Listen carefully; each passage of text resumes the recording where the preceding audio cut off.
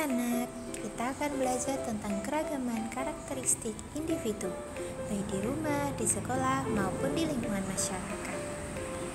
Oke, langsung saja yuk. Setiap manusia di dunia ini pasti memiliki perbedaan satu sama lain. Misalnya perbedaan jenis kelamin, usia, jenis rambut, kegemaran, suku, agama, dan lain-lain. Nah, perbedaan itu seharusnya tidak membuat kita membanding-bandingkan mana yang terbaik dari keduanya. Namun, perbedaan itu bisa dijadikan pelengkap untuk kita satu sama lain. Anak-anak, keluarga adalah forum terkecil dalam masyarakat. Di dalam keluarga terdapat keberagaman karakteristik individu di dalamnya, baik itu perbedaan jenis kelamin, kegemaran, usia, jenis rambut, dan lain-lain. Anak-anak, keluarga yang dibangun dengan penuh kasih sayang dan bertoleransi terhadap keragaman karakteristik adalah bekal menuju pergaulan yang lebih luas. Apakah kalian tahu apa karakteristik itu? Apakah kalian pernah mendengar sebelumnya tentang karakteristik?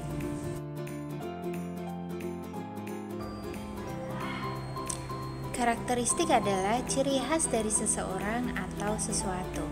Nah, setiap orang atau individu itu memiliki karakteristik yang berbeda dari individu lainnya. Karakteristik itu lebih melekat pada diri seseorang yang akan selalu berlanjut. Jadi karakteristik itu biasanya dimulai dari orang itu sejak kecil hingga dia tumbuh dewasa. Itu akan selalu melekat pada diri orang tersebut. Nah, anak-anak, contoh bentuk keragaman karakteristik individu adalah umur, jenis kelamin, kegemaran, ras atau suku, jenis rambut, agama, atau kepercayaan. Yang pertama adalah umur atau usia. Setiap orang memiliki usia yang berbeda dengan orang yang lain. Ada yang lebih muda, ada juga yang lebih tua. Nah, anak-anak, kepada orang yang lebih muda kita harus saling menyayangi, dan kepada orang yang lebih tua kita harus menghormati. Yang kedua adalah jenis kelamin. Tuhan menciptakan manusia menjadi dua jenis kelamin, yaitu laki-laki dan perempuan. Nah, anak-anak, kedua jenis kelamin ini memiliki kelebihan dan kekurangannya masing-masing, sehingga dalam kehidupan sehari-hari mereka akan saling melengkapi satu sama lain antara laki-laki dan perempuan. Yang ketiga adalah kegemaran. Anak-anak, setiap orang itu punya kegemaran yang berbeda. Misalnya, adik kalian suka main boneka, kakak kalian suka membaca buku. Nah, setiap orang punya kegemaran masing-masing. Yang keempat adalah ras atau suku. Indonesia itu merupakan salah satu negara yang memiliki banyak sekali jenis suku bangsa. Walaupun suku-suku berbeda di Indonesia, namun mereka tetap satu, yaitu ada di negara Indonesia. Nah, ini sesuai dengan semboyan kita, yaitu Bhinneka Tunggal Ika, yang artinya walaupun berbeda-beda tetapi tetap satu jua. Nah, anak-anak, ada beragam jenis suku di Indonesia, antaranya suku Aceh, suku Dani, suku Betawi, suku Flores, suku Jawa, suku Bali, dan suku-suku yang lain. Yang kelima adalah jenis rambut. Anak-anak, setiap orang mempunyai jenis rambut yang berbeda. Ada yang lurus, ada yang keriting, ada pula yang keriput. Nah, kita harus bisa berteman dengan siapapun. Kita tidak boleh memilih-milih teman kita. Misalnya kalian hanya ingin berteman dengan orang yang berambut lurus atau keriting. Nah, tidak boleh seperti itu, semuanya sama. Kemudian yang keenam adalah agama atau kepercayaan. Di Indonesia itu ada 6 agama, anak-anak, yaitu Islam, Kristen, Katolik, Buddha, Hindu, dan Konghucu. Nah, setiap agama itu kita harus saling menghargai. Kita tidak boleh menjelek-jelekan agama lain. Kita harus bisa hidup berdampingan bersama dengan rukun. Nah, anak-anak, manfaat memahami keberagaman individu adalah yang pertama, kita bisa memahami sifat satu sama lain.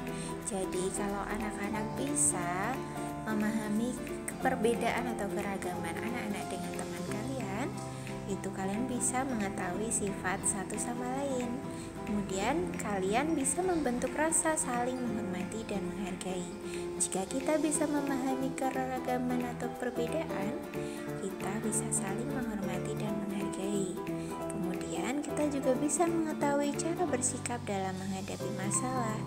Nah, jika kita sudah tahu atau mengenal orang tersebut, kita tahu perbedaan kita bisa mengetahui cara bersikap ketika kita sedang ada masalah dengan orang tersebut. Kemudian, jika kita bisa memahami keberagaman, itu bisa mengurangi adanya perselisihan karena kita saling toleransi, kita saling menghargai, jadi kita tidak bertengkar. Kemudian, karena kita tidak bertengkar, itu bisa menjaga keharmonisan atau hubungan yang baik antar teman.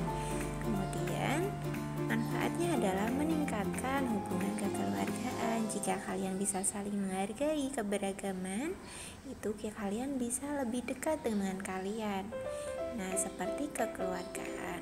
Kemudian suasana menjadi rukun, aman, nyaman, dan damai. Jika kita bisa hidup berdampingan, toleransi, memahami keberagaman, hidup kita bisa menjadi rukun, aman, nyaman, dan damai, dan memiliki banyak teman. Anak-anak jadi sangat penting untuk bisa memahami keberagaman karakteristik setiap orang yang ada di sekitar kita. Karena keragaman karakteristik itu adalah kekayaan yang luar biasa. Keragaman itu harus menjadi suatu kekuatan kita untuk bisa mewujudkan persatuan, kesatuan, dan kerukunan satu sama lain.